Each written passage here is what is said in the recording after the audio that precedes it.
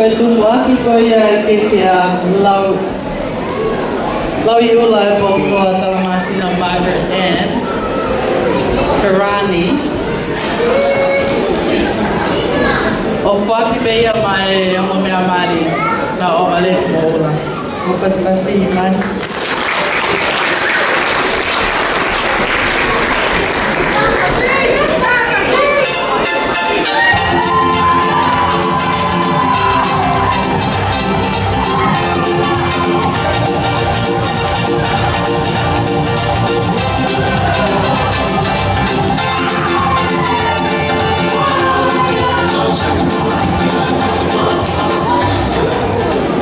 Malo koe keke koe a honoua.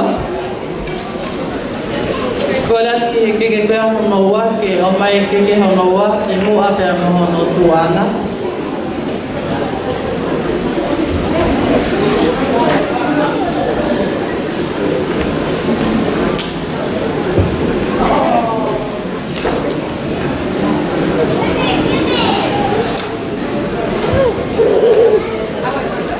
Keke honoua.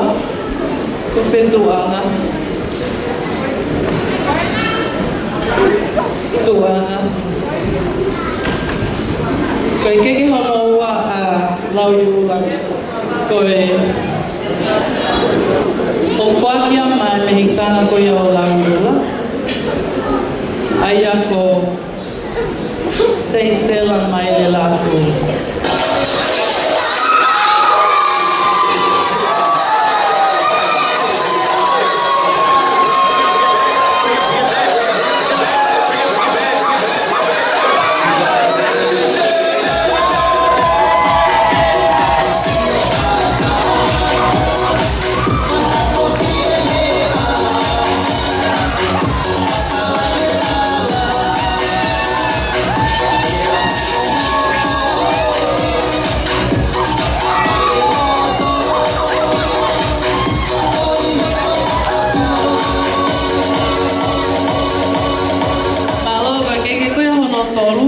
Whakia mai hei tana koe o John o Valeni Karani. Hei tana koe a kata te taina no whasi.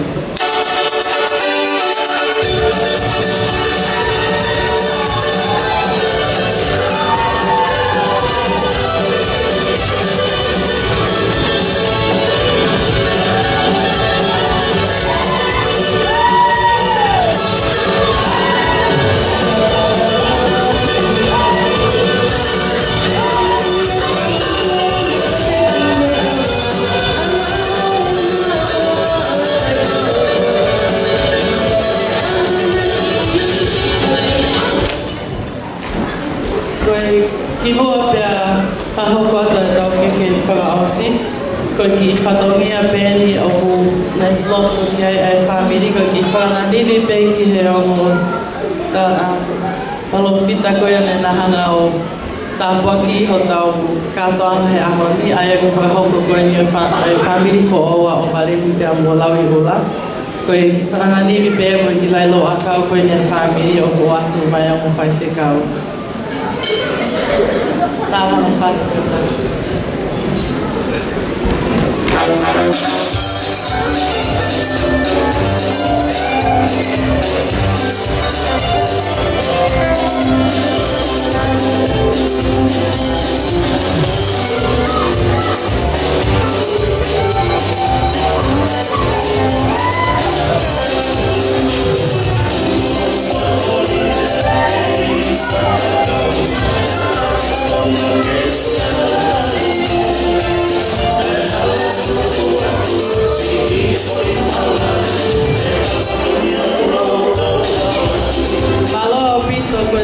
whakaausi lewa koe keke a koe mua, koe whamalolo to hong atu me te kōtoro toko. O whalahi atu ke te kōtoro. God bless.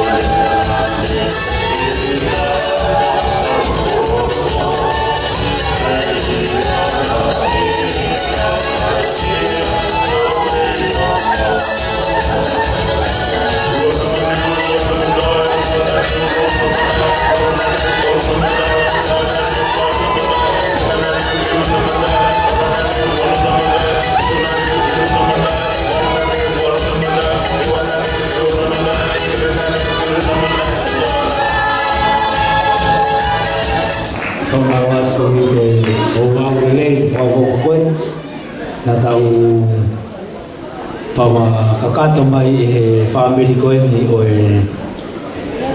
filmari o hani te tau hoko atu ke o wau ko ia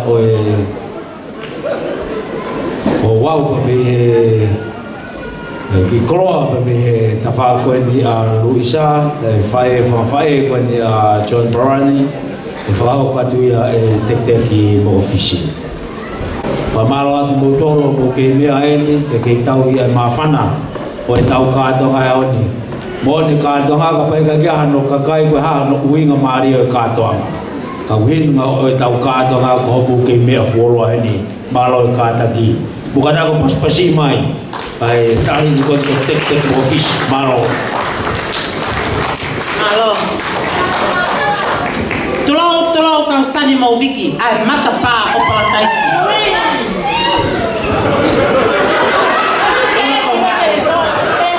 Aku tala e kau metia, ni te o foto hakei o mahiki, i he otu motu pasifiki.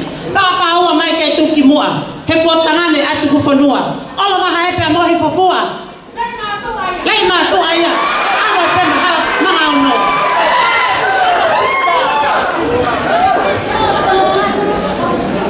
Hufana ngai kala fata ko fat me moani ta atamo ka fatongia ko ni ke fa habatu ai fatongia o fa fae ke mautama osione o valeni parani sone valeni fa pula parani e fa fini ko ai ko kole ke u fa malo atu pe he lau marie ta lau ke kamata aki tau ka toanga i ahoni na fa hoko i he whare tapu o eiki, ka tau hoko mai pe ki he holoni, tau ke mao ai pe a lau maari e tatau. Ko ai, ko whakahoko atu, ai ki whatongia o Valeni, a whangawhaea o Valeni. O Valeni, koe aho eni, whakahoko atu ai whatongia a whangawhaea ke te koe. Peneongo a hanga whewhe si whatongia, a koe uhi, koe aho eni na mateu ki ai. Kai ki ai, ha mea ia e mao, ki ho wai wha o wha mahi. Mau watu, mo mau loto kotoa. Koe mau fia fia, ko hinga ko alu o whai, ha whiri wha o ofa, i he fia fi koe ni. Mau fia fia ai pe whataha mo koe. Koe ai, kore ke whangawhae, o kai aki fatongia, koe aki fatongia eni, ma ai whahu o Valeni, ko tuanga ia o Valeni, i whare lotu, ko whala ua, whala ua ngokumi, whala tahanima, au fi ake whatanga toha ngofulu, o gai mohono pulu-pulu, ko kie tonga whatwha, o whaki angeia, kia maomi, whaupula o whainga aue.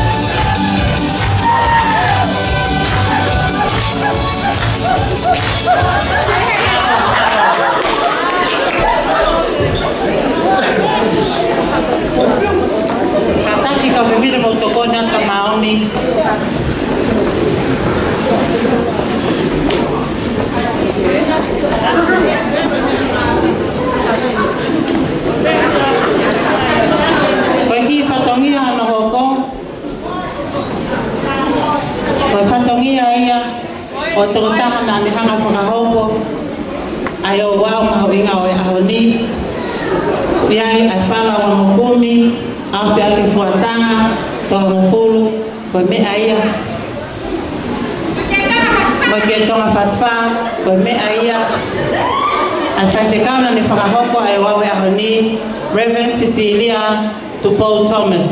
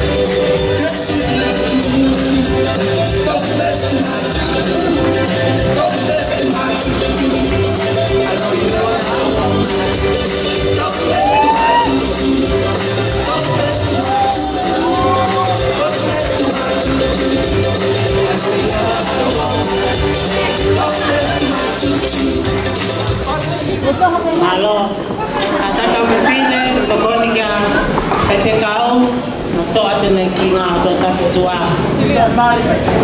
Oh iya, tak ada mari kata kau, Iyo.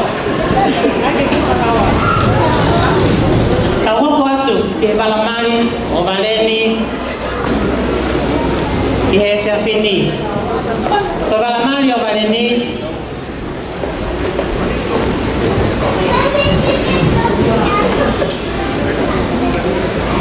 Atu launima au fiaki ke tonga fatfa kwa mono katoteu o ngahi kaloni o posfaka kakato pe ai kata ka fefine fa fola mai mala mali o valeni ki moani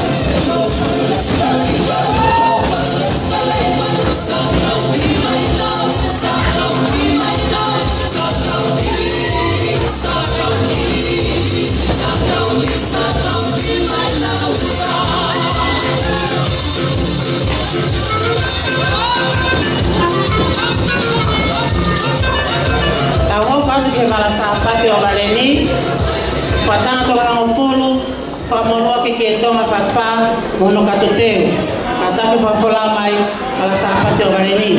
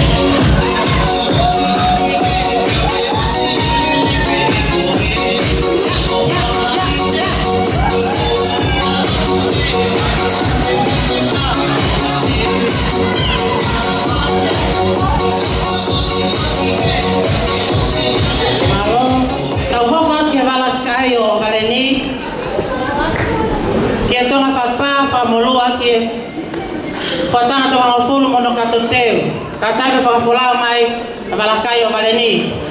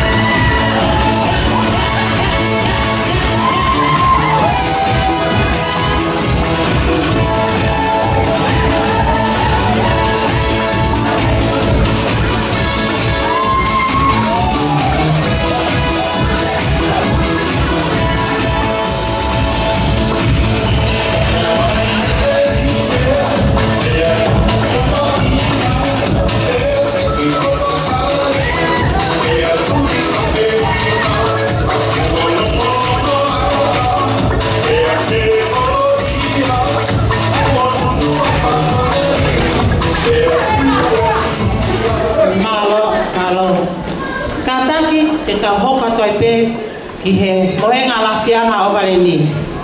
He nai ngahi hange ha princesi e ki tama. Nau hake he mo unga hifo he te lea. Mama tui tui, aha mo e po, kono foto e tama. Fole lei pe me o lua ni lana. O ai ki aho ni, koe aho e ni. Ula, ko ke hao paki hok mafte fua, ke aho ni. Kaya lau tama, tala no whanau i, mau whana kiai, ai ngahi mea lelei to toa pe. Kau tama o kai ke lea leo nahi o kau whana aki. I ha whana leo si ki o te ringa. Ka kono taha, o kau tala ngahi mea lelei kiai. He ko, sisu ka lai spay lang, tek whaiwai maman, whanau mai na o lelei. Koi ai ula, o fua ki ta toa atu, hoku whatongia, mo hoku pawa ki a te koe he ahoni. Pe kai he taimi, ko ke sile alahi ai ke tama. Oi, kone mepe whai, ko si kūni mape o au noa pe hono loi mata, ke kai ke lava le alahi kai. Koi ai ula, ofa atu ki a te koe. Moi kore ki a te koe, o wana iai ha taimi, ko ke raise ai ho voice ki a tama. E ko e huhinga, kone raise pe ho voice, hao ea ki hoku mafu, e te alaki le maa ki ta se tau la. Koi ai, tau hoko atu, ki he mohenga ala fianga, o e kutama i aho ni, ko e whala hongo fulu. Whala whango kumi e taha, whala wango kumi e fitu. Whala te kuma nima e ua. We, a whiha ia. Ia we. Sanga si weti e ai me mao gole whanau. Whala ia hongo fulu. Awhia ke ia, lau te fuhi. Koi ai, whawhalau mai, ai whala la whianga e tama, ke mamata ke ai aho no hoa o whaanga.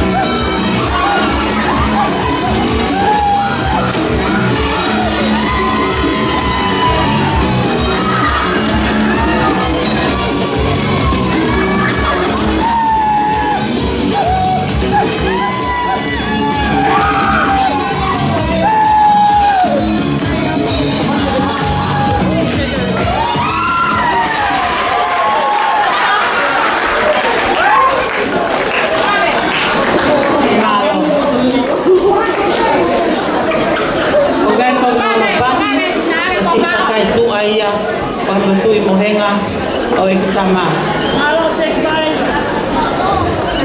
Koe umea katoa koe ni o kutu i loto o fuaki pe ia. Mai whae le, mata le. Koi ai, e awareni,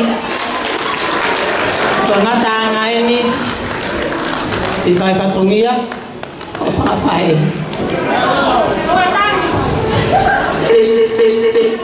Koi ai, o kuato ai o whalahi ni ka koe, ka maula, o whao family fo o whakahoko e aho ni.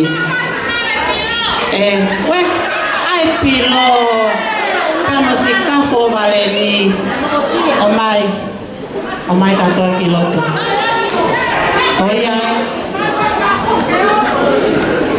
Koi ai, e aho ni, katalei, kaya mea bak mati koe.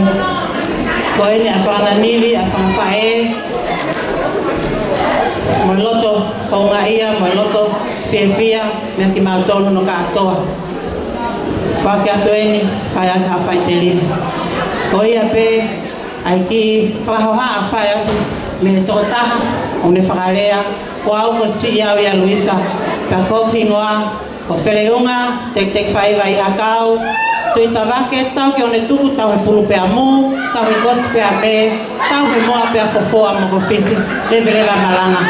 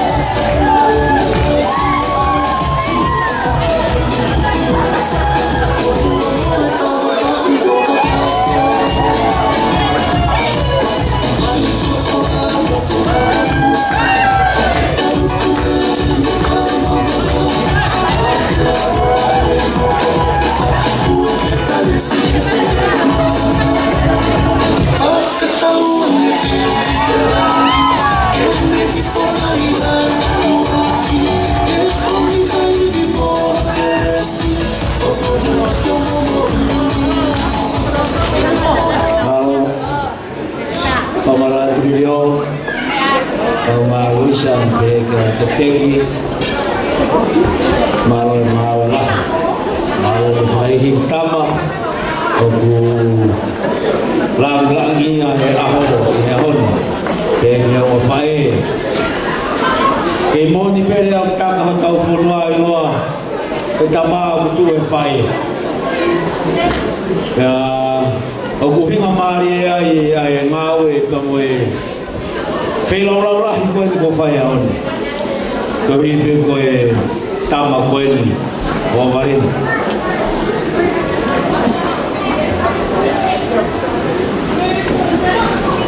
o kia e kui a taine mari o ko mana toi e ui e matua ko folau ai tamata iki ka ko ulo fosio ki herea na fai te ki be humble and don't scream about your beloved husband, and you are going to lower down your voice down to the floor. But I'm telling you about Fofulauio, one of your kui.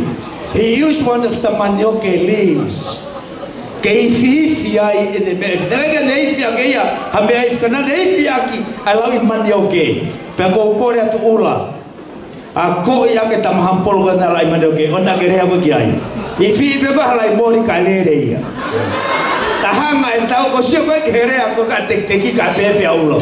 Tu kumai e te wako ia ke poto au pito ia te mani. Ko gore ai fa malo la ia tek malo ngaui. Ta kumari e aho ko teki faiwa. Feu mai mo ingoa. Tau e lange tau ka do mai on. Pea ko ngo ia e family ko mo oni ai tau mari he hon. O ku kai ko nau pe ku mari. O ku mari family he hon. He ngau le rei ko mo fai hon. Malo au pita ngau e tau hokwa ke tau whaka meite. Ka pau o ku kai ke fu wa me hono pel e kola ko e ku veni o ata mui. Ria tu pe ha ko ma ki ai ka to ki whaka o te au e ka mata urei a bong pe. Tau ngahi whakameite, tau hoka ki ai kai pēo mo whameite ua ko si au mai ka te au he tainemi pēa ka pau hei kai au mai ai whakameite ko ia e kamata rewa e he tau whameite ula ki ko e tau olunga ia ai tahine ko heren mau i whaupula we pēa ki huat mo ofa he ngāwe i mui ai ko hi he ko ngālua me whoki ko maari tahineni ke whaifkau kahiri ai tauolunga ko ia pe au kata be me tauolunga ta ka ka whakahoko mai ai tauolunga ke tau ngahi whakameite ko ia ni ko taha peni o e tau ngahi o wau o e maari ko ni awareni te amo ula tau ia he aona tō maki fas o tam tō maki fas ka e lava o pelu e kolani o boni pe o furahi